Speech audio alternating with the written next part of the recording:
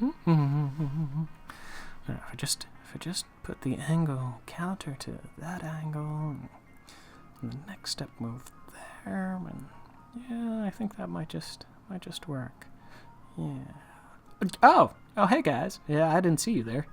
Hi. Hi. Welcome to my house. Welcome to my. I got doors, slow doors, but doors. They have multiple switches. I got a little outhouse here, a little safety place for my pooping. I like pooping. Oh. Well, might as well get to pooping. Okay then. Yep, I think I'm done. So open the door from the inside. Oh god, what was that? Yeah, we're good.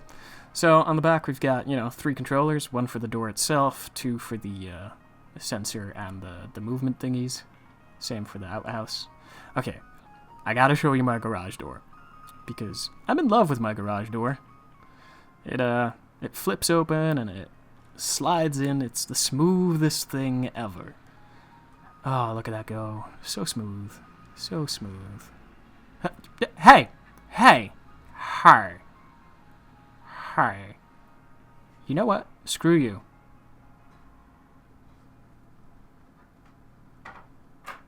So yeah. Everybody seemed mighty interested in the Hoverpod, so I'm just gonna start with that. This is essentially a slightly enlarged version of Mr. Miola's self-balancing unicycle with rockets instead of oh, hush puppy, hush. Yeah, with rockets instead of a cycle. It's really quite simple end of the day. It's just a bunch of rockets connected, 1 rocket on a sensor. Simple stuff. Now, once you press 1, all the sensors will go down, including the forward thruster sensor. Now, that one actually aims directly at the ground, which is causing this great hobble. And then W fires all other 3.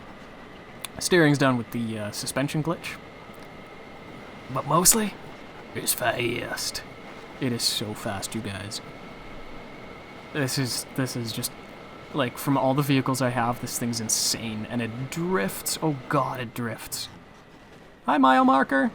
My mile marker, by the way, is how I check how fast things are. The quicker I can get to that. It's at the edge of the map, so that's easy enough.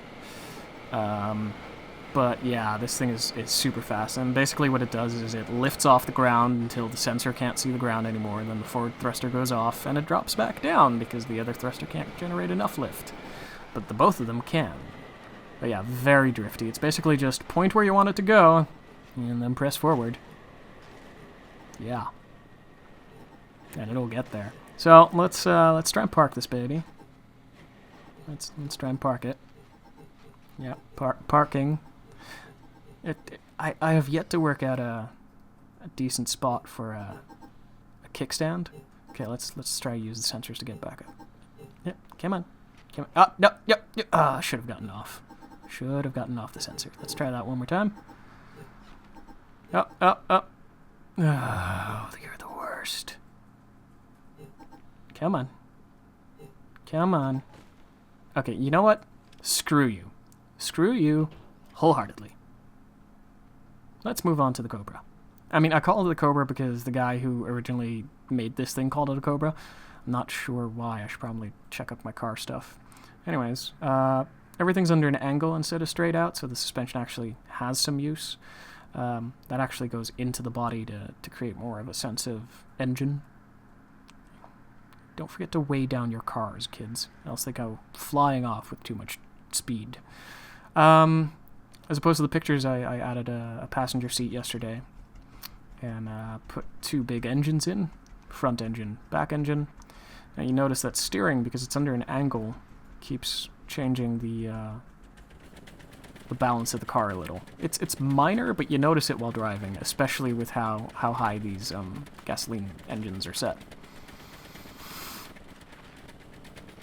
And it's very drifty, as you can see. Oh god. Okay, I just want to get to the mile marker, which admittedly I know I'm gonna drift around like a boss. Yeah, it's fast. It looks good. It doesn't steer very well. Oh. That was nice. That was a decent drift. I know I could do better though. But let's drive it back. Let's just get back to all the other vehicles and whatnot. But you see it skidding along. I was wondering maybe it's the 2 wheels, maybe it's the 4-wheel drive, but no, it's really just the power setting of the engine. And if I want any speed out of this kind of car, they need to be kind of high up, which in turn makes me lose a hell of a lot of control. Yeah, it's just not great. It's a nice car, though. Oh no, don't let me hit things. Physics go wonky. Ah. Fair enough. Moving on to some details.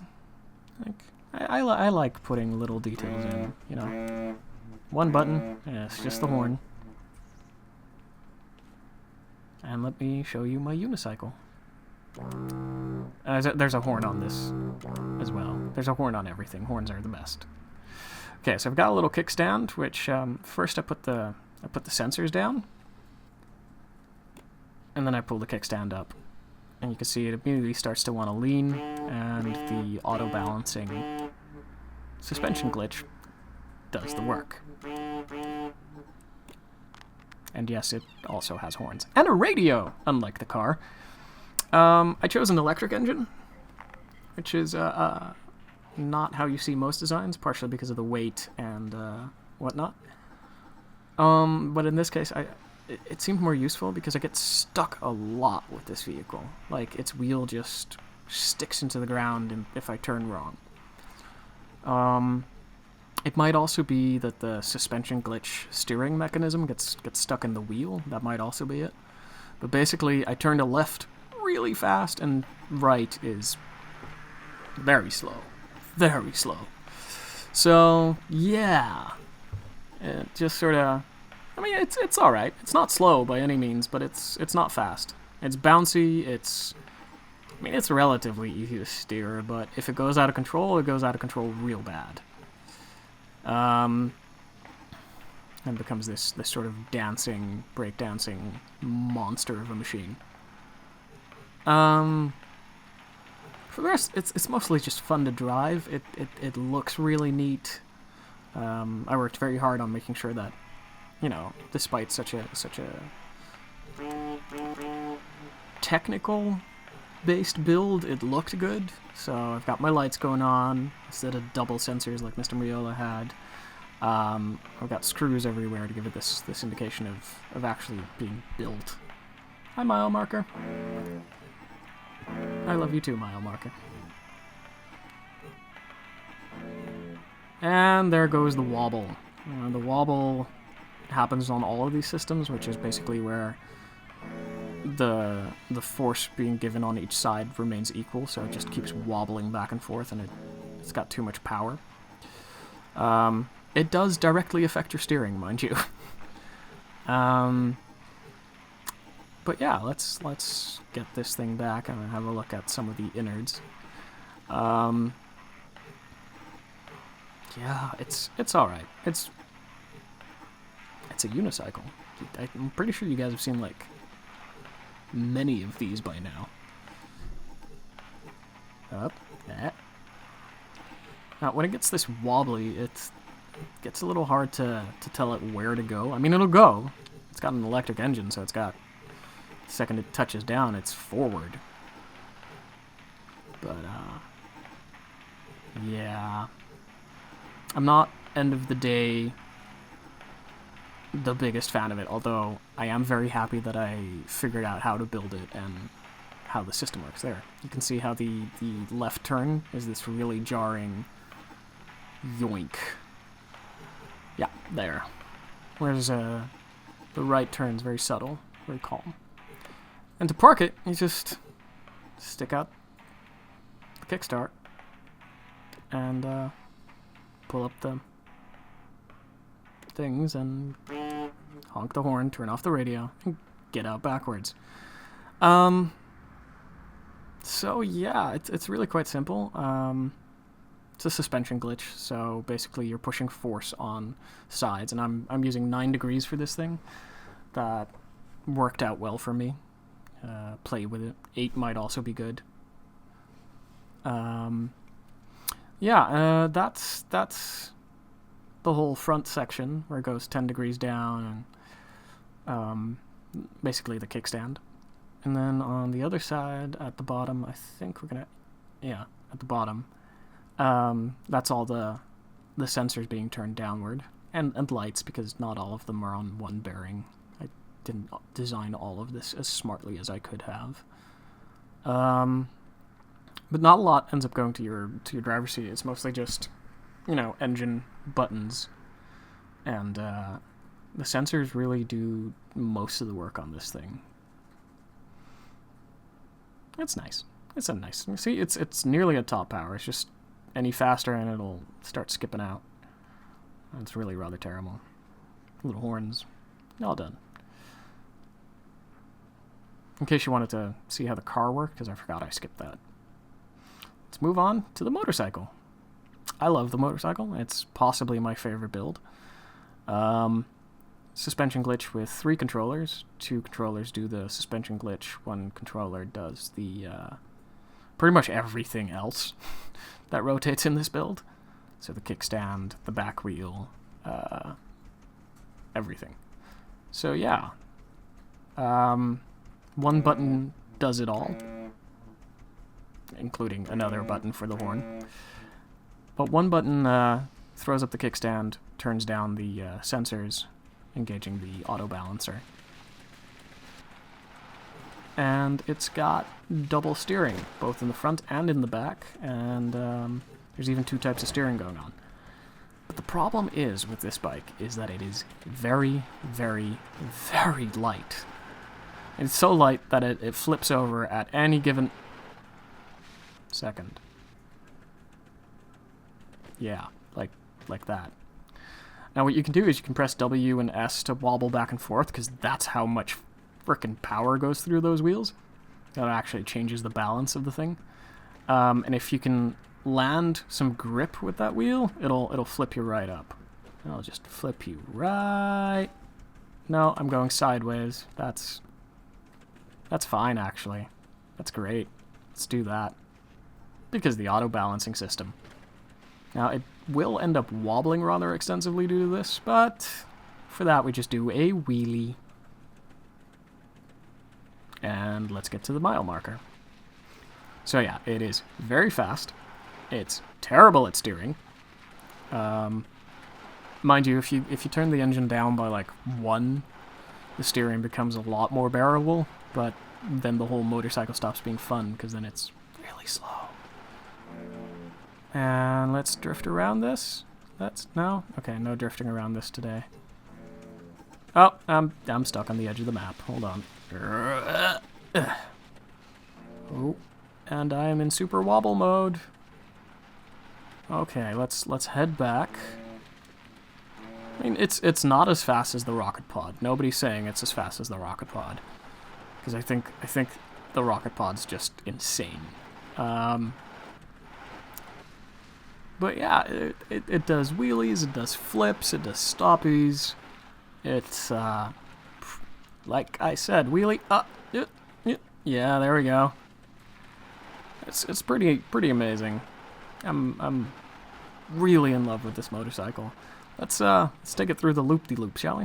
Yeah, I'm gonna turn around. I'm gonna try to do this like I've always wanted to, and have consistently failed at. And I know why, but I'm gonna drive into the loop-de-loop. Just gonna go full power into it and see if I come out the other end. So far, I've not been able to, because end of the day, my loop-de-loop isn't wide enough. Yeah. I'm considering changing that, but I'm very lazy. Let's counteract that wobble. You know, going nice and smooth.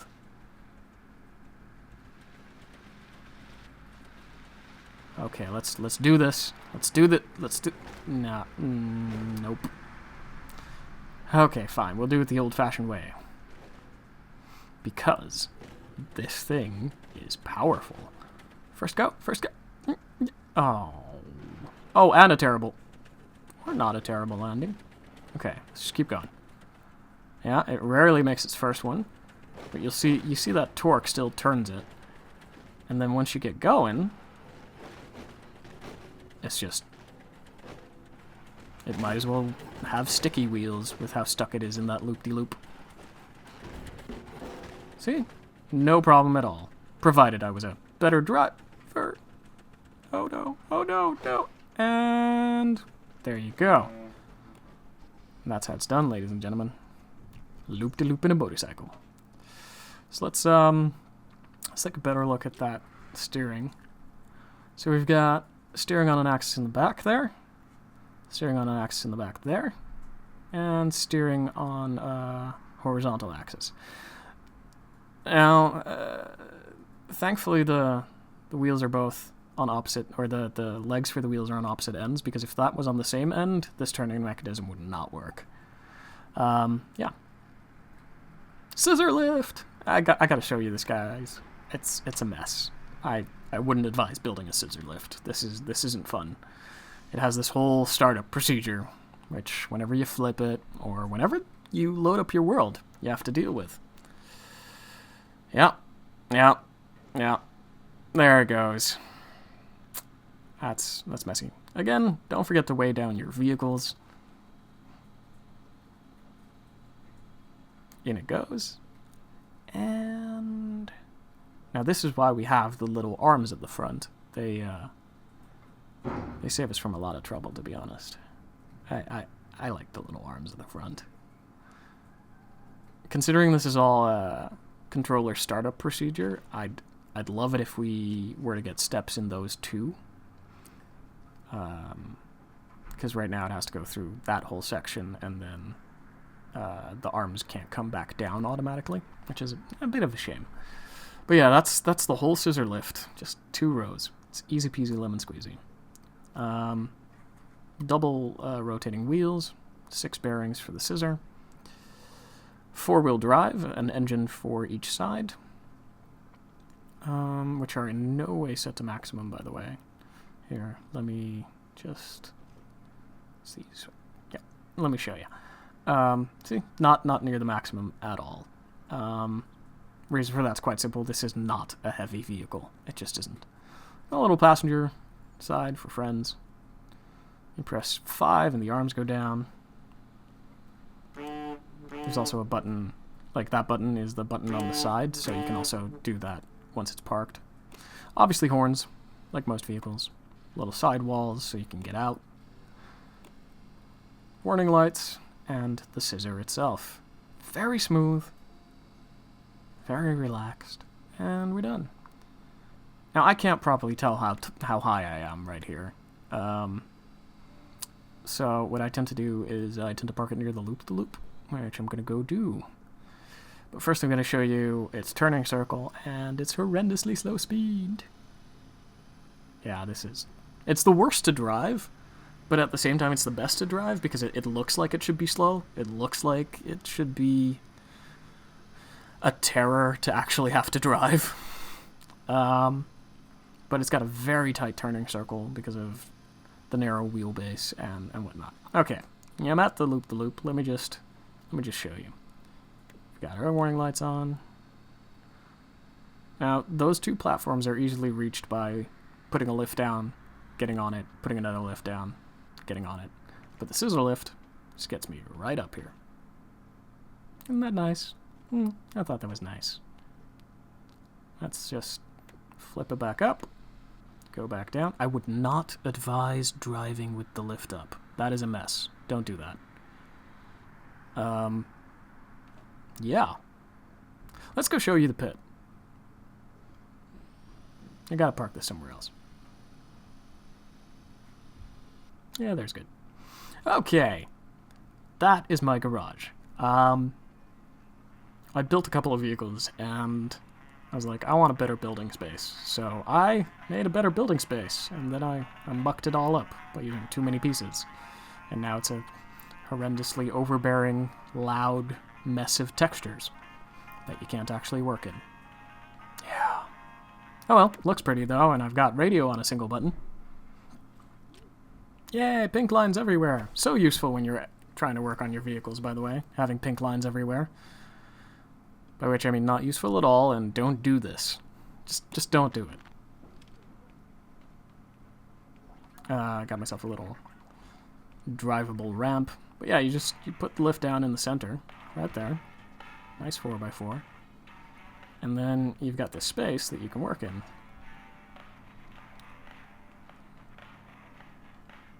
You can walk around it, you can get under it. It's in that sense it's quite nice. I've built 2 or 3 vehicles in here. But at the end of the day, it's a little too messy. Anyways, I hope you enjoyed this. This was my scrap mechanic video, the first one. I'm Logan. Bye-bye.